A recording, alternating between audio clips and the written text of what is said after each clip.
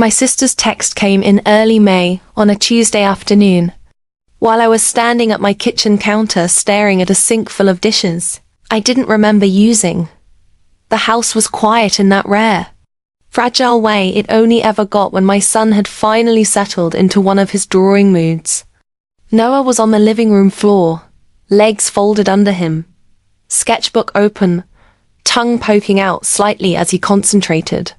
He had headphones on, not listening to music, just wearing them because he said the world felt less sharp that way. My phone buzzed once. I almost ignored it. When you're the woman in the family who smooths things over, who remembers birthdays, who answers group chats, who coordinates holidays, you learn quickly that not every message deserves your immediate attention. Some messages are landmines. Some are storms. Some are warnings. I wiped my hands on a towel and glanced at the screen. My sister, Amanda. The preview line alone made my stomach drop. We planned the family reunion at your beach house. I unlocked my phone. We planned the family reunion at your beach house. 47 people. 4 days. Stock the fridge by Friday. I reread it. Slowly. Carefully. Like maybe I misunderstood. 40-7 people. 4 days. Stop. The fridge. No. Hi. No. Are you free? No. Would this work for you? Just a declaration. A command. Like I was staff. Like I was property. Stood there longer than I should have. The sound of Noah's pencil scratching paper filling the silence. My husband Daniel wasn't home yet. He texted earlier to say he was staying late at work. I remember thinking, irrationally, that I was glad he wasn't there yet. That I needed a moment alone with this. Before I let anyone else see it, I scrolled up. There was no earlier message. No question I'd missed. I hadn't been asked. Not once. I typed. Deleted. Typed. Again. Deleted again. My fingers hovered over the keyboard, trembling in a way I didn't like. It wasn't anger yet. It was something older. Something heavier. The feeling you get when you realize someone has been stepping over your boundaries for so long they no longer see them as boundaries at all. I finally typed one word. No. I hit send before I could talk myself out of it. The typing bubbles appeared almost immediately. Disappeared. Appeared. Again. Then her reply popped up. We're coming anyway. What are you gonna do? Call the HOA. I stared at the screen. There it was. The assumption. The certainty. The belief that my no wasn't real. I turned the phone face down on the counter like it had burned me. Mum? Noah's voice was soft, cautious. I looked up. He'd taken one headphone off and was watching me. You okay? He asked. I smiled automatically. The kind of smile women learn early. The kind that hides things.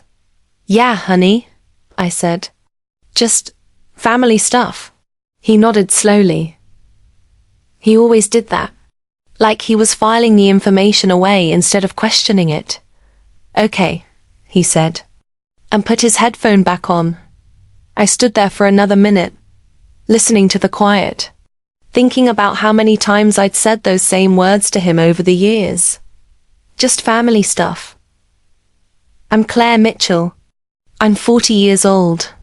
I'm a project manager for a healthcare company, which means I make my living organizing chaos for people who don't see the chaos they create. I'm married to Daniel, who is calm where I am anxious, steady where I am reactive. He's a good man. A quiet one. The kind of man who watches and waits before he speaks. And when he finally does, you realize he's been right the whole time. And I'm a mother. Not a stepmother. just a mother. To Noah. I met Noah when he was 3 years old. He was small for his age, with big eyes that missed nothing and hands that always seemed to be clutching something. A toy car. A scrap of paper. The hem of my sleeve. His biological father had vanished before Noah could form real memories of him. He existed only in stories that trailed off, and in silences that felt too heavy for a child. When Daniel and I got married, Noah was 5. Daniel adopted him legally the same year. We changed his last name. We framed the paperwork and put it in the hall closet because Noah wanted to know where it was, just in case. To us, there was never a question. To Daniel's family, there always was. Daniel grew up an hour inland, in a town where everyone knew everyone else's business and no one ever really left. His parents still lived in the same house they'd raised him in. His sister Amanda lived 10 minutes away. His brother lived even closer. They were close. Too close. At least. That's what it felt like from the outside. When Daniel's career took off, when the hours got longer and the paychecks got bigger, I watched something shift in his family. It wasn't obvious at first. It was subtle. The kind of change you don't notice until you're standing in the middle of it, wondering how you got there. Daniel helped them. All the time. He paid off his parents' credit card debt without telling anyone until it was done. He covered property taxes when the county raised them. He sent money every month so his mother wouldn't have to worry about groceries. He co-signed his brother's truck loan. He bailed Amanda out when her husband's business failed. He replaced the air conditioner when it died in the middle of summer. Every time, they said thank you. Every time, they said how proud they were. Every time, the expectations grew. I noticed before Daniel did. Always did. That's what happens when you're the woman watching the room while everyone else is talking. 5 years ago, Daniel bought the beach house. I remember standing in the empty living room the first time. Sunlight pouring in through the windows, the sound of waves, faint but constant. It felt like breathing for the first time in years. This is ours, I said quietly. Daniel smiled. It is. His mother stepped out onto the deck, hands on the railing, looking out at the water like she was claiming something she'd been promised long ago. This is all of ours, she said. Not just yours. I remember laughing, because it sounded like pride. Now, I know it was. Entitlement. They started calling it the family house almost. Immediately, they didn't ask when they wanted to use it. Informed us. Amanda would text me instead of, Daniel, we'll be there the second week of June. Mum and Dad want the master. The kids will take the bunk room. Not, is that okay? Just instructions. They left sand everywhere. Food rotting in the fridge. Beer rings on the tables. A television broke one weekend. No one knew how. Daniel replaced it. I told myself it wasn't worth the fight. What I couldn't ignore, what sat like a stone in my chest, was how they treated Noah. At Christmas. The other kids had stockings with their names embroidered. Noah got a plain red one my mother-in-law grabbed from a multipack in family photos. They forgot to call him over. At birthdays. He got gift cards while the others got toys chosen with care. At Thanksgiving. My mother-in-law would say things like, he's sensitive, whenever Noah excused himself from the noise. Not cruel. Just dismissive, like he was an inconvenience. They tolerated rather than a child they loved. Told myself it was generational. I told myself they'd adjust. I told myself a lot of things. Last 4th of July should have been the moment I stopped telling myself lies. Daniel had one weekend off. Call rare. He rented a pontoon boat and jet skis. He moved a surgery to make it work. I stayed back for a few minutes, helping Noah finish sunscreen on his neck. When we got to the dock, everyone was already boarding. Everyone except Noah. He sat at the end of the pier, sketchbook in his lap, knees pulled tight.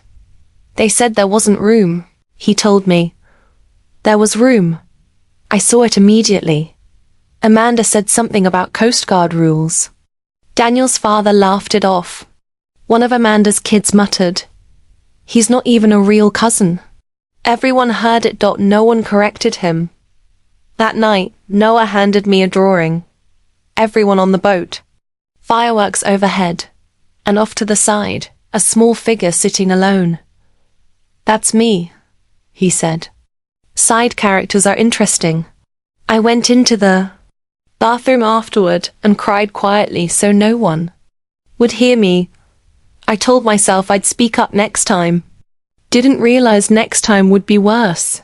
When I saw the Facebook event for the reunion, my hand started shaking. Family. Beach bash. The cover photo was our beach house. A picture I had taken and posted years earlier. The location read, Daniel and Claire's beach house. Our family place. Room assignments were already being discussed.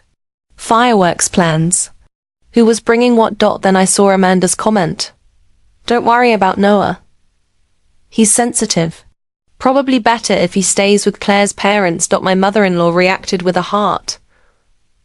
Someone asked, "Is he not coming at all?" Amanda replied, "We'll invite him for a day, of course. But the bunk rooms are for the real cousins." I stared at that word. Real. My hands shook so badly I had to put the phone down. That was the moment something inside me shifted. Not anger. Resolve. I didn't tell Daniel right away. Not because I wanted to hide it, but because I knew once I said it out loud, there would be no going back. That night, after Noah was asleep, I showed him the messages. He didn't say anything at first. He just stared at the screen. Then he said, very quietly, "We're not doing this." It wasn't a question. For the first time, I didn't try to soften it. I nodded. No, I said. "We're not." Friday morning came faster than I expected. I watched Daniel change the gate code. I watched him remove every guest pass. I watched him freeze the card he'd given his parents for emergencies. The one they'd used for fireworks and groceries without asking. I watched him hire security. He didn't raise his voice. He didn't gloat. He just closed the gate when the cars lined up outside, packed with coolers and kids and assumptions. The gate didn't open. The phone calls started. Immediately, Amanda screaming. My father-in-law yelling. My mother-in-law crying. "You're tearing this family apart," she said. "Over that boy." I took the phone from Daniel. My hands were steady. "You did that," I said. "When you decided he wasn't really mine." I hung up. And I stood there shaking, wondering what the cost of this choice would be. Because I knew there would be one. The cars turned around. The gate closed. The house was quiet again. Noah was on the deck, building a towel fort, humming to himself. For the first time in a long time, I didn't feel like I was holding my breath, but I also knew this wasn't over.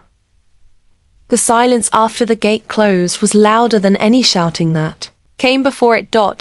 It settled over the house like a held breath, like the moment after a storm passes when you're not sure yet what it took with it. I stood on the deck with my arms folded tight around myself, watching Noah arrange beach towels between two chairs. He was humming under his breath, completely absorbed, unaware that an entire branch of our family tree had just cracked in half behind him. Daniel stood beside me, phone still in his hand. "Are you okay?" he asked quietly. I nodded automatically. It took me a full 10 seconds to realize I was lying. The messages started before the sun even set. They came in waves. First my mother-in-law, I don't understand how you could humiliate us like this. People from church were with us. Your father-in-law's blood pressure is through the roof. Then Amanda. You traumatized my kids. They were crying in the car. You could have just talked to us. Then Daniel's father. Short. Sharp. Misspelled. You owe us. After everything we did for you. I read them all. Every word. Not one of them mentioned Noah. Not once. Not the 4th of July. Not the real cousins comment. Not the bunkroom exclusion. Not the stockings. Not the years of quiet erasure. They talked about money. About embarrassment. About inconvenience. They talked about everything except the child at the center of it. That realization hurt more than the insults. Daniel muted the group chat. I didn't. I needed to see it. I needed to know exactly how they would frame this. Amanda posted first. Claire and Daniel locked us out of the family beach house over their issues. They even hired security. I've never been so embarrassed. A few people reacted with shocked emojis. Then came the spin. Daniel's been different since marrying Claire. She's very controlling. She's always been sensitive about Noah. Sensitive. That word again. The implication was clear.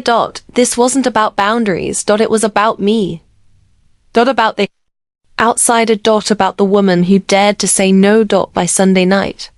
The story had spread. Church friends, cousins, people I barely knew but had cooked for during holidays. I was the villain.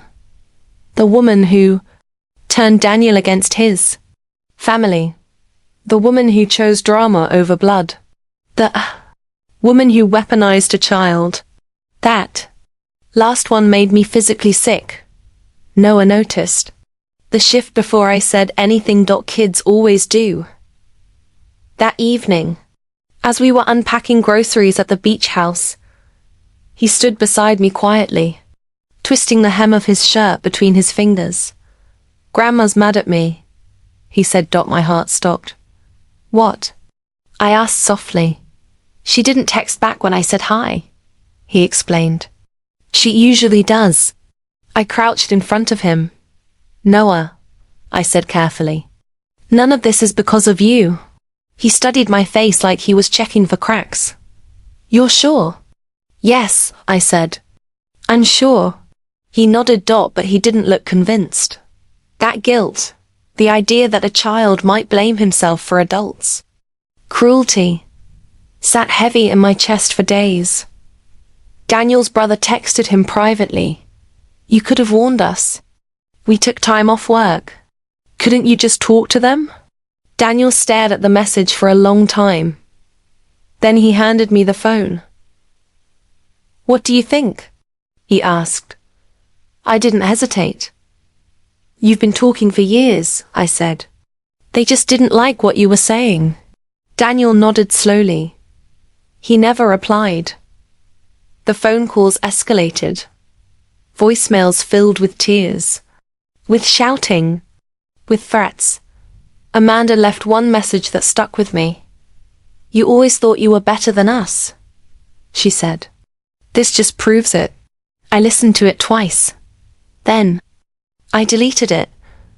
The strangest part was how quickly the anger turned into something else. Control. They tried to reclaim the narrative. My mother-in-law emailed me a long message about forgiveness and family unity, sprinkled with scripture and guilt.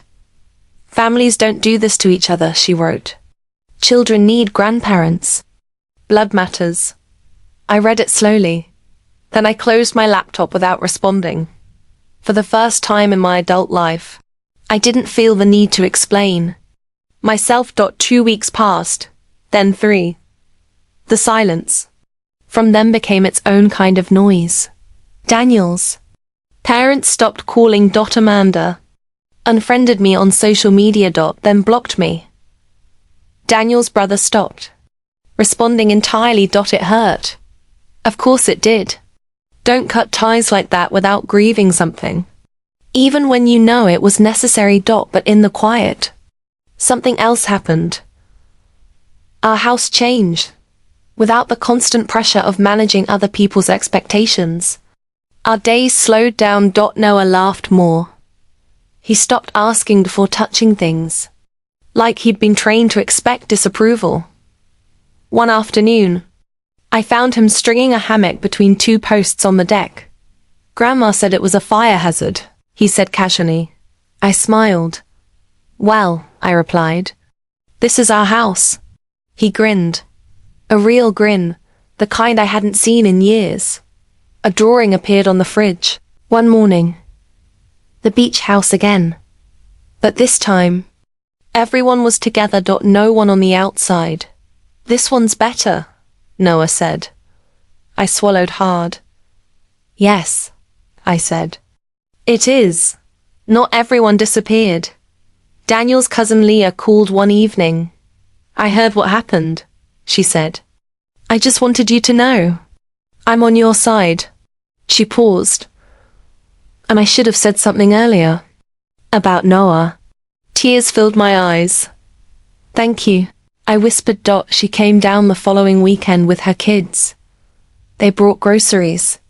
They asked Noah about his drawings. They treated him like he belonged.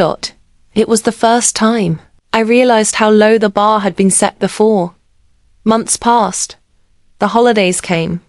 They were quieter. No big gatherings. No forced smiles. No walking on eggshells. Daniel's parents sent a card. No apology. Just a generic message. We didn't respond. One night, after Noah was asleep, Daniel asked the question I'd been waiting for. Do you regret it? I thought about it carefully. I thought about the gate, the yelling, the fallout. I thought about Noah on that pier.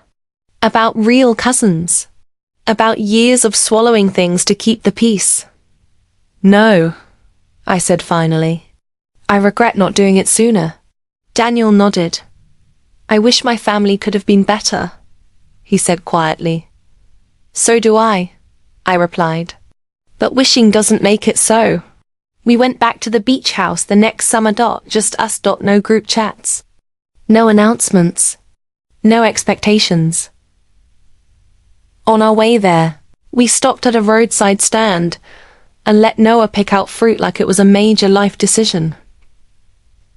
He held 2 watermelons, comparing them seriously. Which one looks friendlier? He asked. Daniel laughed. Definitely that one, he said. I watched them from the car and felt something settle inside me. Peace. The loud kind. The earned kind. That evening, as the sun dipped low, Noah ran along the shoreline, feet splashing, laughter carried by the wind. He didn't look like a side character. He looked like the main one. And I realized something then. Something I wish someone had told me years ago. Choosing your child doesn't make you cruel. It makes you a parent. And sometimes, the people who get angry when you set boundaries were never entitled to cross them in the first place. They can plan all the reunions they want. They just won't be planning them with my silence, my home, or my child ever again.